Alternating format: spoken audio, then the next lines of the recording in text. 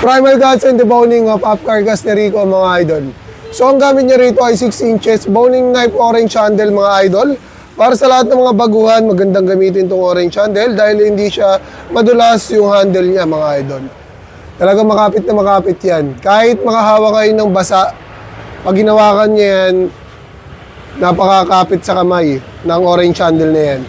So pag nakuha niya ng 6 minutes to mga idol, 300 pesos ang ibibigay natin kay Rico. Ang pinili niya rito yung hindi mabuto kasi nahirapan sila sa mabuto. Pero ito baliko naman yung buto ng baboy, baliko. Ayun, no? Parang sawa eh. Pa letter S eh.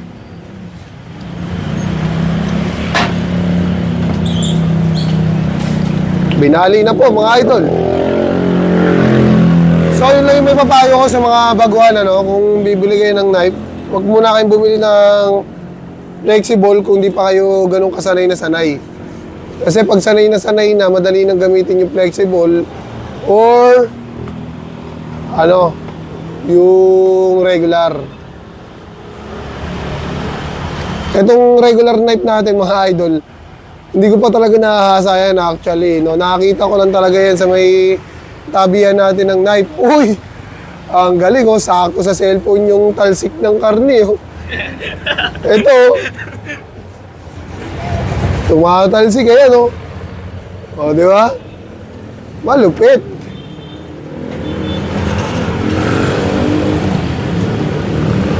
Wala ko pang asa-asa yan, mga idol. Pero matalim pa rin naman talaga yan. Basta marunong kayong gumamit ng steel, ng sharpening steel, tsaka honing steel. Kaya nyo pabalikin yung talim ng knife nyo. Di nga lang kasing pulido nung bagong-bago yung knife natin, mga idol. Magkaiba pa rin kasi yung pagiging pagkakapulido ng bagong knife tsaka yung nagamit na. Diba?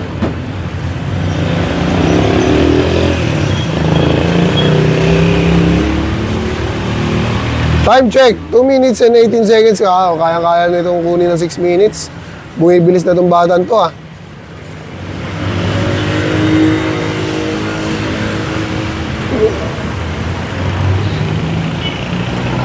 Sa pag-dagger grip, ay may kailangan pang pag-aralan to.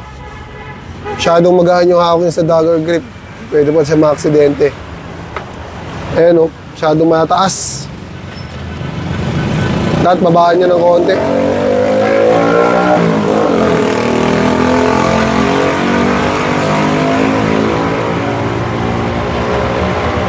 Time check. 3 minutes. May 3 minutes pa siya mga idol. Meron dyan sa rep. Yung kahapon.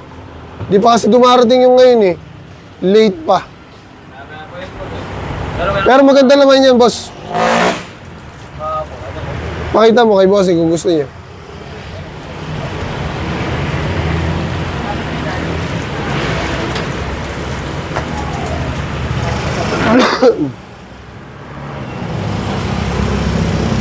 Ayan na po, sa exciting part na tayo mga idol. Kadalasan dito talaga natatagalan lahat ng mga nagde-debone, lalo na yung mga baguhan mga idol. So, marami naman tayo ginawang mga short video na itong shoulder blade natin mga idol. Kasi ito yung isa sa pinakamahirap tanggalin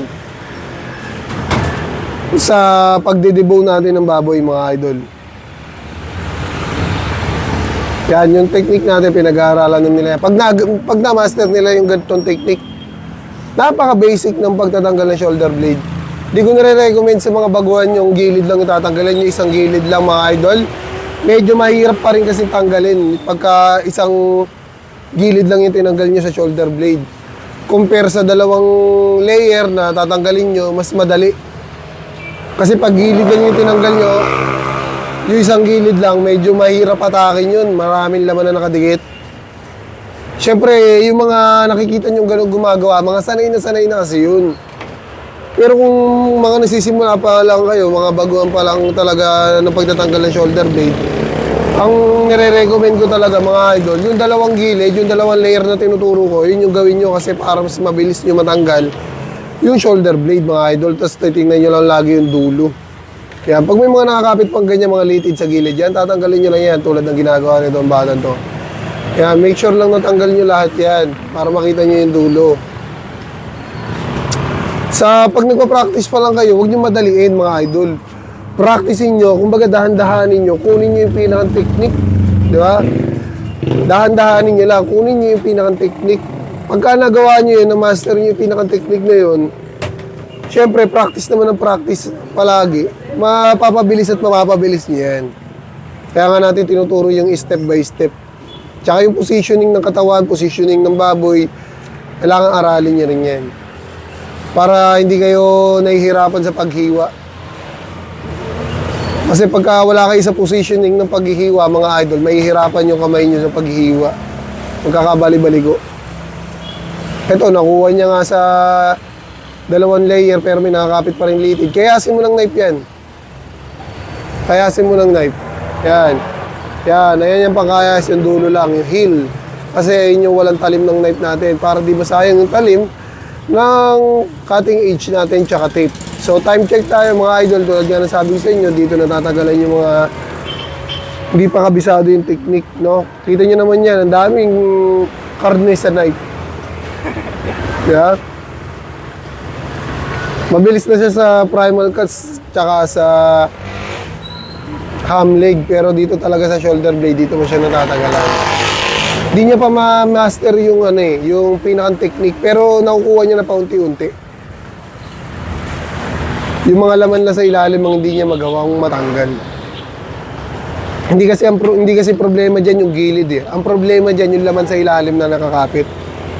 Hindi niya na pinaka nakukuha diyan yung pinakang nakahawak ng mga laman, yung mga litid, hindi niya natanggal yan. Kaya nakakapit pa rin sa gilid. Pero kung natanggal niya yung sa ilalim, yun kitang-kita ko nga eh. Talagang sasama lahat yan sa gilid na yan.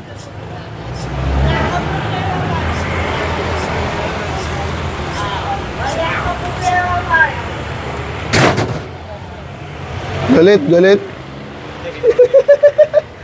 Lasing eh. Yan, pagka ganyan, sige, iwain mo na lang. Kung nahihirapan kang tanggalin. Kailangan mo pa talagang pag-aralan na mabuti yung mga diskarte. Makukuha mo rin yan. Practice lang ng practice sa manok. Sa manok pa. Bihira din talaga kami makapag-practice, ano?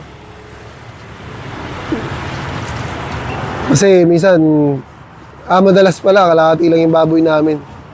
Minsan lang kami magbuo. Sa mahal kasi talaga ng baboy ngayon, mga idol. Tapos nagsisero-sero pa tayo. Pero para sa mga baguhan talaga yan, kaya tayo nagsisero-sero. Kumbaga, ako na yung sasalo nung konting lugi natin sa mga buto-buto. Pero ayos lang yan, ang mahalaga, nakakatulong tayo sa mga baguhan. Nakakapagbigay tayo ng idea, technique, lalo na yung mga magte-trade test, tas ganitong 0-0, napakalaking bagay nito. Sa requirements, ay nako, pagka ganito yung pinasa nyo sa requirements sa employer, pasado na agad kayo, syempre. Pagdating naman kasi sa abroad guys, 0-0 talaga baklasan dun. Syempre sa atin sa Pilipinas, lahat ng parte kailangan maibenta. Syempre sa mga negosyante, mahirap talaga yung tapon lang yung buto. Kaya malaking lugi yun. Malaking kabawasan sa benta. Pero sa akin, di ko na iniisip yung kabawasan sa benta. Ang iniisip ko, makatulong ako sa kapwa. Di bali maliit yung kitain natin. Ang importante, nakapagtinda tayo, nakatulong tayo, kumita naman tayo konti, kung makakaubos. Diba? Mahalaga, matulungan natin yung mga kapwa natin butcher sa simpleng pamamaraan natin ng pagbibideo at pagbigay ng mga idea at technique. So yun lang, tapos sa siri ko dito. Maraming salamat and peace out.